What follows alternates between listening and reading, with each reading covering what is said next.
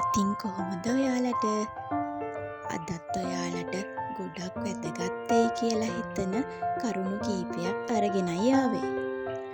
ඔයාලත් ආසයි නේද ඔයාලටම කියලා නිවසක් හදාගෙන වාහනයක් අරගෙන ඔයාගේ දරුවොත් එක්ක සතුටින් ජීවත් වෙන්න.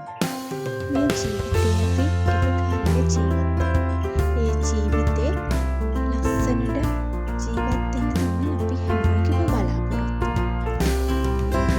ලස්සන ජීවිතයක් ගත කරන්න නම් අපි මෙන්න මේ දේවල් අනිවාර්යයෙන්ම කරන්න. ඔයාලා හැම දෙයකටම ඉලක්කයක් තියාගන්න. පැහැදිලි ඉලක්කයක් නැතුව අපිට මේ ගමන ලස්සනට අරගෙන යන්න අමාරුයි.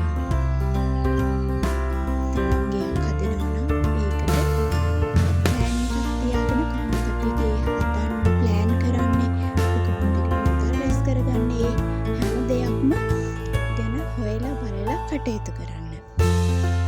ඒක මම කිව්වේ ඔයාලට උදාහරණයක් විදියට. දෙවෙනි එක තමයි ඔයාලා හැම දෙයක්ම කරන්න කලින් ඒ ගැන හොඳින් අධ්‍යයනය කරන්න.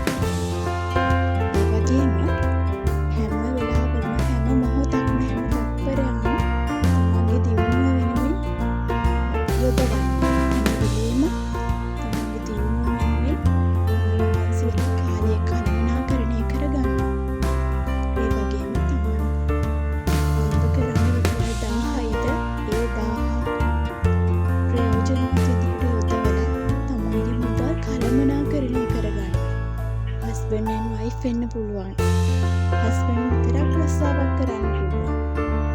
තමන්ට ලැබෙන වැටුප නිසිලෙස කළමනාකරණය කරගත්තා. නැත්නම් ඔයාලගේ ජීවිතේ ගොඩ යන්න නම් මම නැහැ. ඒත් එක්කම කියන්න